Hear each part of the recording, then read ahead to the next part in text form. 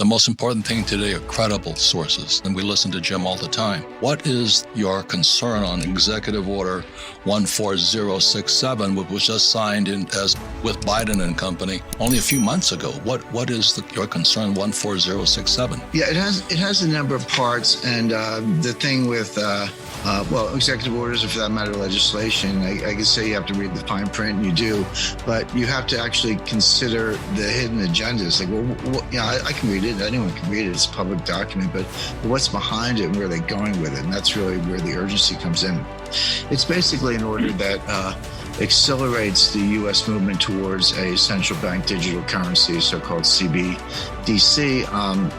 These are happening all over the world. Beijing already has one. They're past the prototype stage. They kind of rolled that out during the Winter Olympics last February. Believe it or not, the Bahamas has a digital currency. There are a few other countries that have already gone in that direction. Europe is, the European Central Bank is very far along. The U.S. and the Federal Reserve, because they print the currency, they understood the importance of it. They were watching it, but they were kind of taking their time. Like, hey, we're the biggest payment currency, biggest reserve currency in the world, which the dollar is, and we don't want to race into something if it's not thought out. And they were doing a kind of joint venture R&D program with MIT. Okay, and they got some experts there, so that seems to make sense. But all of a sudden, they accelerated it, and they said, no, we got to move fast on this, and we got to catch up. And that's what 14067 was about. But so that's kind of what you could get from reading, but what's the hidden agenda? Well, first of all, just a little bit of background on central bank digital currencies. It's still the dollar, so a digital dollar is still a dollar, a digital Chinese yuan is still a yuan, a digital euro is still a euro. So it's not a new currency, but it is a new payment channel, and it is a new form of the currency, if you want to think of it that way, even though it's still the dollar.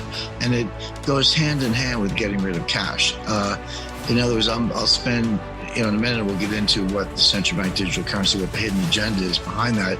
But as I go through the list of really bad things that can happen, you say, well, okay, but I still got cash. I can go down to the bank and get whatever, $10,000 or $100,000 in cash. By the way, that's not easy to do. You can, it's legal, it's not illegal, but try doing it. They'll tell you to come back, make an appointment. They don't have that much money. They got to ship it in.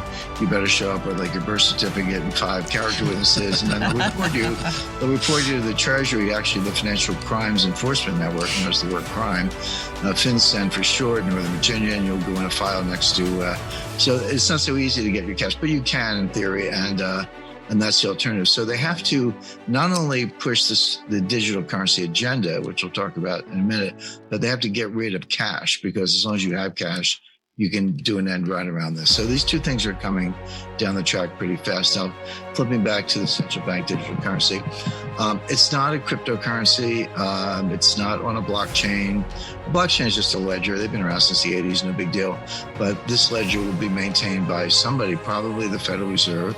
But there could be a new government agency doing it. Jim, a ledger that keeps track of everybody's transactions. Well, it does two things. It does that, you're right, Kim, but it's kind of like a bank account. So we might quickly end up in a world where, I have an account at a bank, you guys have accounts at banks. Well, those banks are either members of the Federal Reserve System, or they're smaller banks that are correspondents of bigger banks that are members of the Federal Reserve System, like Bank of America. The point being, the banks kind of keep all the books. We might be in a world where you would have an account at the Fed. Kim and Robert and I and everyone listening would have an account at the Fed. We'd have it on our iPhone or our Samsung or whatever our mobile phone is. And if I send you money, the Fed takes it out of my account and sends it to your account. End of story. Kind of like a Venmo type of thing with, larger denominations, etc. That has implications in terms of disintermediating the banks. Like, if you can do that, which you can technically, who needs banks? But those are like ancillary. The Fed's main job from the beginning, from 1913, really 1907 onward, is to prop up the banks. Like, that's why they're there. So I doubt they'll disintermediate the banks. But either way, you're going to have a faster, cheaper, better system for making payments.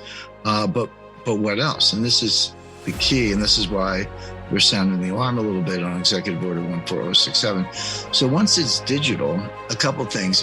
First of all, they know your whereabouts. Now, they already know your whereabouts from your iPhone, unless you turn your iPhone off, not just turn it off, but put it in what's called a Faraday sac, which is a special woven fabric of a metallic weave that blocks radiation. And by the way, do the same thing with your EasyPass and a bunch of other stuff. But unless you do that, then they know where you are through your iPhone or your Samsung or whatever. So they already know your whereabouts. We have facial recognition software. People go, I'm going to wear a mask and sunglasses and pull my hat down. Okay. They have what's called gait recognition software, GAIT, meaning how you walk. And it's like a fingerprint. So even if you're wearing a mask, they see you walking down the street. They're like, that's Kim, or that's Robert, or Jim, or as the case may be. So they already know a lot, and they know your whereabouts. But now they're going to know what you're buying, right? Because every product has a SKU, stock keeping code, stock keeping unit code, with a QR scan, digital scan. They're going to know what you're buying, and this digital currency is programmable, meaning they can block certain purchases or not. So let's say you donate money to Elise Stefanik. She's an up-and-coming Republican member of the Republican leadership in upstate district in New York, or if you donate money to Donald Trump. They'll know that, first of all, and you might find that your account's frozen. Or let's say they want to see right now, if you work and you're an employee, it's a technical term defined, and you get paid and you get a W-2 at the end of the year, but they withhold it from your payment. They get paid every 2 weeks or whatever. Employer withholds taxes from your wages, and then you get your W-2, file your tax return, you reconcile, and maybe you get a refund, maybe you owe a little bit, but they got the money up front through withholding. But that's not true for independent contractors and professionals, so doctors, lawyers, architects, landscaping store, and anybody who's not W-2 employee doesn't have withholding. They got to pay their taxes. But what if they could just take it out of your bank account? So, okay, you're a doctor, but you put the money in this bank, and I'm just going to take, some number, 20% out of your bank account every month. And we'll send you a statement, 1099, file your tax return. And, you owe or you get a refund, but no more honor system. In other words, no more waiting till year end. We're going to take it out of your bank account. Or what if, as a form of stimulus, even though it's not stimulus, but they'll call it that, but we're going to put a countdown clock on your bank account. And if you don't spend 10% of it in the next 30 days, we're going to deduct, that much. So in other words, use it or lose it.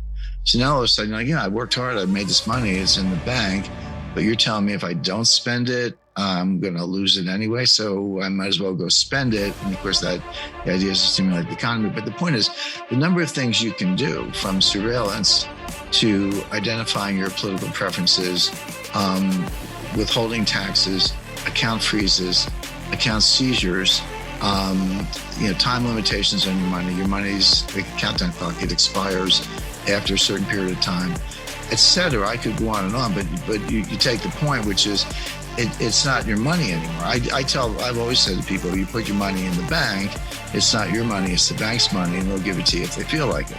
Well, this is that same idea on stilts. And this is like, and now the government's involved, and it's easier, everything easier, faster, cheaper about payments is also easier, faster, cheaper about surveillance, confiscation, account freezes, etc. And then people say to me, they explain that what I just said to you guys, and they say, that'll never happen. It's already happening. I mean, it's already here.